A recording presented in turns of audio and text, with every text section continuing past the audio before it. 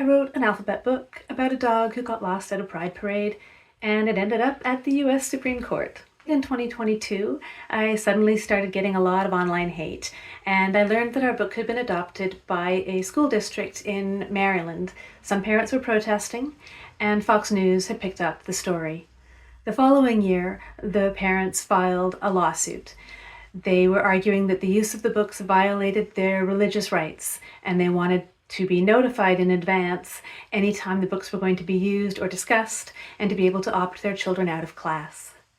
Then, in January of this year, I heard that the case had been accepted by the US Supreme Court. And my heart sank. We were already in the middle of an epidemic of book banning in the United States, and I was really worried about what this would mean for students and for teachers. And on a more personal level, I was worried that it was going to mean an escalation of the online hate that I'd already been dealing with for 2 years. And a lot of that hate was fueled by misinformation. Spreading misinformation about books is a really common tactic of people who want to ban books. And in the case of Pride Puppy, a lot of that misinformation focused on the illustrations, taking images out of context and linking unrelated images in a way that implied sexualized content that is not actually present in the book itself. In April of this year, I tuned in to listen to the oral arguments at the US Supreme Court, and it was pretty disturbing. Neil Gorsuch brought up Pride Puppy and stated that the book included bondage and sex workers. It was the most shocking and surreal moment.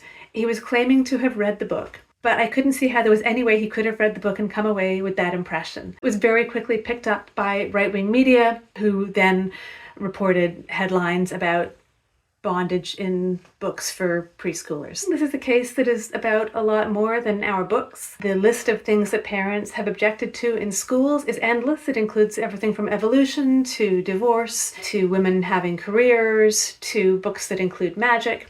And it's really hard to imagine how public schools could continue to function if they have to warn parents every time any potentially objectionable topic might come up in class. So watching this all unfold from up here in Canada, I'm very conscious that we are not immune to the influence of what is happening south of the border. But I also believe very strongly that most Canadians are opposed to book bans, that most Canadians will stand up for the freedom to read, and that most of us want our schools to be safe, inclusive, welcoming places for all of our kids. All of our kids go to school together, and I think most of us support the work that teachers are doing to make sure that all of our kids feel safe and included at school.